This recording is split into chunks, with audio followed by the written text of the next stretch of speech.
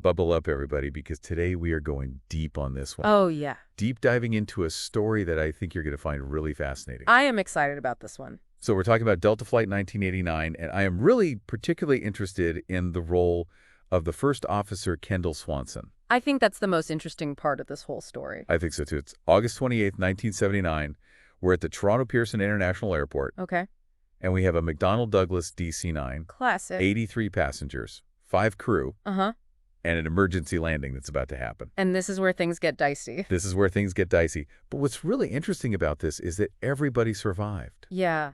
This is the crazy part. It really speaks to the design of these aircraft and also the pilots Yes? to be able to get everyone down safely. So the big question is, what happened?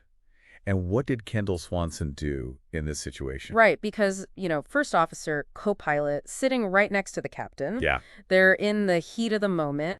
What were his actions? So this deep dive is all about Kendal Swanson's role in this emergency landing. It is, and I think it's going to be really interesting to look at how these types of events can actually shape aviation safety.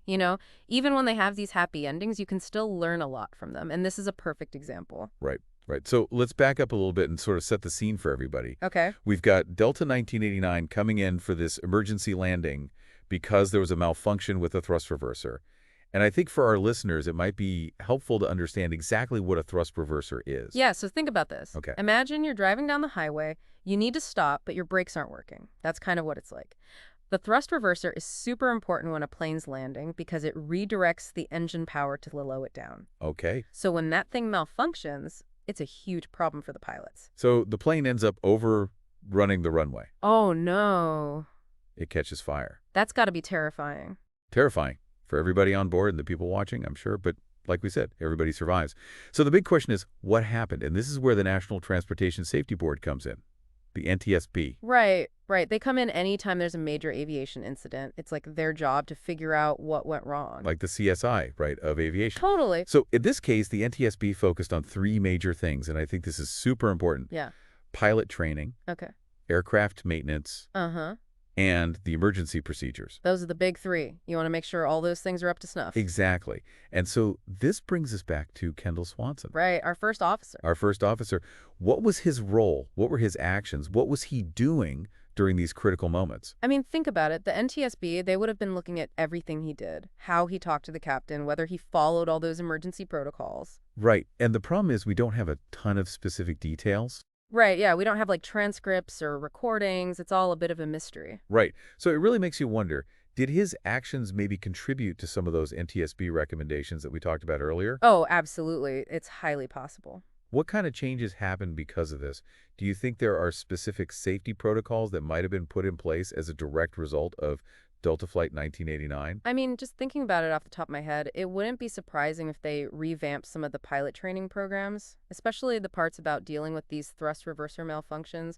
Maybe before this, the training wasn't quite as robust. Right. But after an incident like this, they probably added all kinds of new things, like maybe even simulations of this exact kind of scenario. I bet they did. And it's good to know that these incidents, even if they're scary, are really helping to make flying safer for all of us. That's the silver lining right there. You learn from these mistakes. Every investigation, even the little things, helps us get closer to that goal of making flying as safe as it can possibly be.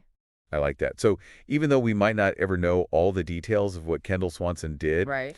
I think it's fair to say that Delta Flight 1989 probably had a huge ripple effect on the future of aviation safety. And I think that's a pretty powerful thing to think about. It is, and it's a reminder that, we're benefiting from these lessons learned every time we step on a plane. Yeah, every single time. And we can't forget that. So I want to leave our listeners with one final thought. What if you had the opportunity to sit down with Kendal Swanson today? Oh, that would be fascinating. What would you ask him? Wow, that's a great question. So many things. Yeah. What would you want to know about his experience that day? Yeah. How did it change him? What did she learn? Right. So much to think about. And for listeners who want to know more about Delta Flight 1989, the NTSB reports are out there. Oh, yeah? You can go find those pretty easily.